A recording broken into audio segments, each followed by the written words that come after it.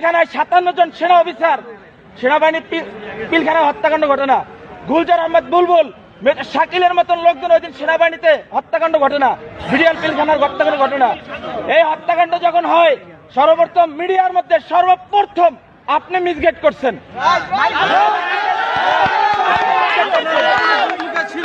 এই দেশে 52,000 রহস্য সদস্য, এর ভিতরে আপনি একজন। এই দেশকে আপনারা ভারতের অঙ্গরাজ্য বানাবার জন্য যা করাবার তাই করছেন। আপনি এখনো কেন আপনার হাতে এখনো ছাত্র হত্যার রক্ত এখন আপনার হাতে লেগে আছে? আপনাদের মতন চাটুকার, আপনাদের মতন কিছু কুলাঙ্গা সাংবাদিক, সাংবাদিক পেশাটা হচ্ছে সত্যিটা মহৎ পেশা, সত্যের উন্মোচন তারাই করে, কিন্তু আপনারা সত্যটারে মিথ্যা বানাইয়া এই দেশটাকে একটা কিছু ভুটানের মতন আপনারা অন্ধকার জগতে বানাই ফেলাইছেন ভারতের অঙ্গরাজ্য বানাবার জন্য। আপনি এদেশের একজন নাগরিক হয়ে আপনি এদেশের ক্ষতি কিভাবে করেন বলেন তো?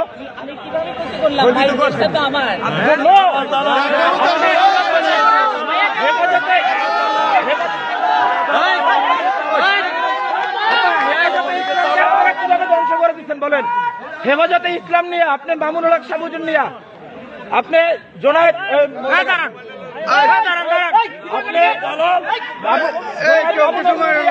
আপনি কি মন্তব্য করছেন বলেন? এই দেশে হেফাজতে ইসলাম নিয়ে মন্তব্যগুলো কি?